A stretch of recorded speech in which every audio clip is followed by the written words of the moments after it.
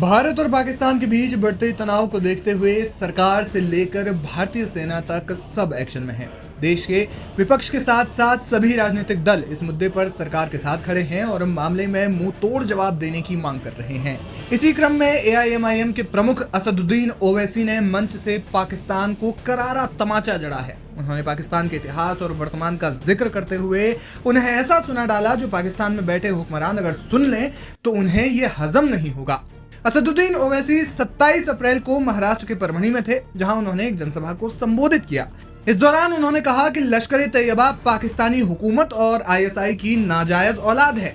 उन्होंने सरकार से गुजारिश की कि पाकिस्तान को फाइनेंशियल एक्शन टास्क फोर्स यानी एफएटीएफ की ग्रे लिस्ट में डाला जाए। ओवैसी ने कहा कि पाकिस्तान हमसे सिर्फ आधे घंटे पीछे नहीं है, बल्कि वो हमसे आधी सदी पीछे है। उन्होंने कहा कि पाकिस्तान का पूरा बजट हमारे रक्षा बजट के बराबर भी नहीं है।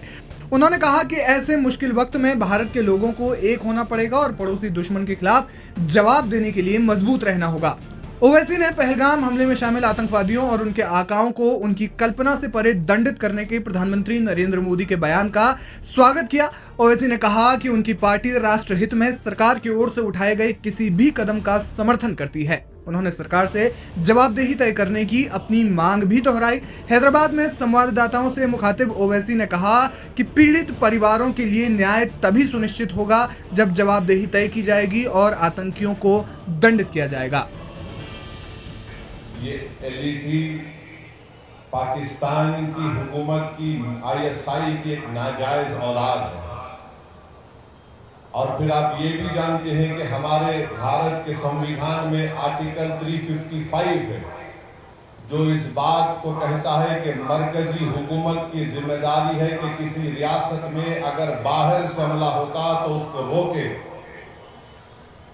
और बैनुल-अक़वामी कानून हमको इस बात की इजाजत देता है कि हम पाकिस्तान की एयरफोर्स, पाकिस्तान की नेवी का ब्लॉकेट करें, और करना भी चाहिए। हमको इस बात की इजाजत देता है कि हम इंटरनेट का उनका उसको जैम करें, हैकिंग कराएं हमारे एथिकल हैकर्स के साथ जो इस मुल्क में बड़े पैमाने पर हैं।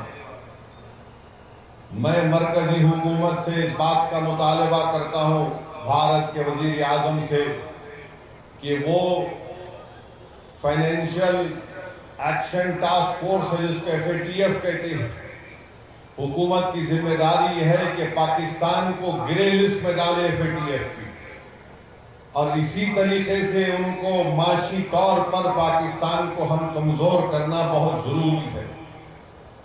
और जो लोग आज पाकिस्तान में बैठकर बकवास करते हैं, मैं उनसे कहना चाह रहा हूं कि आप भारत से आपका वक्त आधा घंटे पीछे है। अब जैसा यहाँ 6:15 हो रहे हैं, वहां पर 6:45 हो रहे हैं, मगर वो आधा घंटा पीछे नहीं है, वो आधी सदी भारत से पीछे है।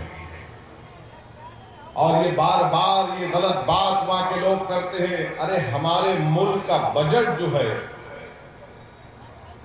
तुम्हारे मुल्क का बजट हमारे मिलिट्री के बजट के बराबर नहीं है।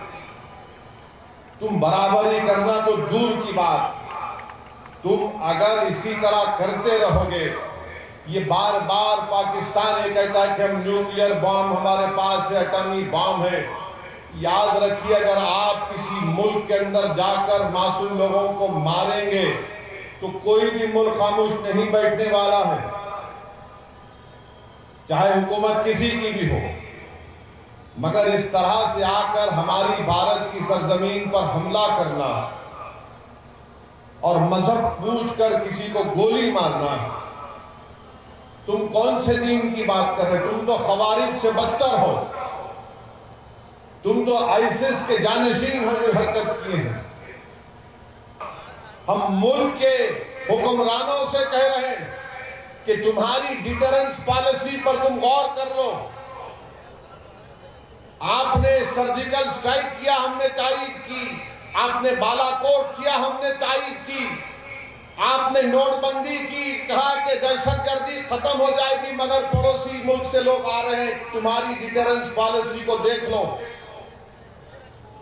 और अगर आपको मौसर कार्रवाई आप जो मुनासिब समझते करिए। पूरी अपोजिशन पार्टीज ने कहा कि करो,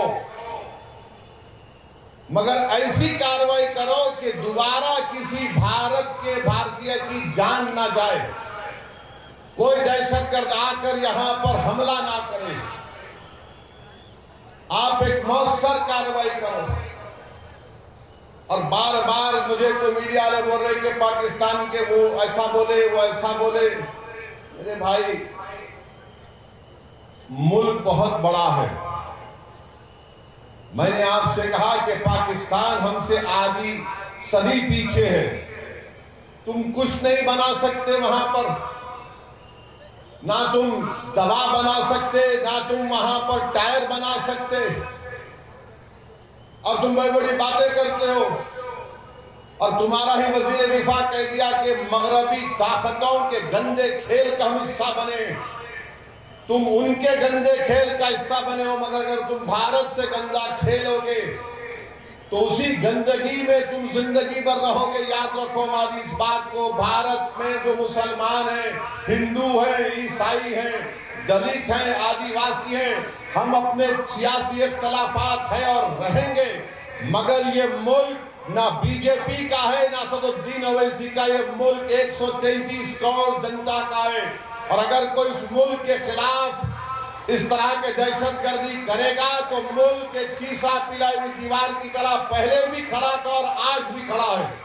तुम हमारे इत्तेहाद को तोड़ नहीं सकते। हमारे बुजुर्गों ने 47 में जिना के पैगाम को अपनी जूती पर रखकर उसको ठुकरा दिया था। तुम्हारा टू नेशन की थियरी नाकाम साबित हुई। तुम्हारे पास गड़बड़ है, बलूचिस्तान में गड़बड़ है, तुम्हारे पास टीटीपी का मसला है, तुम उसकी तरफ देख लो, वरना याद रखो बहुत से कार्रवाई हो सकती है और होगी इंशाअल्लाह ताला। तो मेरे अजीज दोस्तों और बुजुर्गों, ये बात को बयान करना बहुत जरूरी था। अब मुल्क के अंदर के हालात पे बयान कर रहा हूं। अंदर के हालात ये हैं कि हम अपने वजीर आजम से कहना चाह रहे हैं कि आप तारीख में अपना कैसे नाम लिखाना चाहते हैं, एक सियासतदान के तौर पर या स्टेट्समैन के तौर पर। अगर मोदी स्टेट्समैन के तौर पर इस दुनिया में, इस मुल्क की सियासत में नाम अपना लिखवाना चाहते हैं, तो नरेंद्र मोदी को अगर मौर्य को उनको सिर्फ सियासतदान के तौर पर ना लिख दे बल्कि स्टेट्समैन के तौर पर लिखे, तो हम नरेंद्र मोदी से कहना चाह रहे हैं कि आपको वक्फ का कानून वापस लेना पड़ेगा। अगर आप नहीं लेंगे तो आप स्टेट्समैन नहीं, सिर्फ एक पॉलिटिशियन कहलाएंगे आप। इसलिए कि ये ऐसा कानून है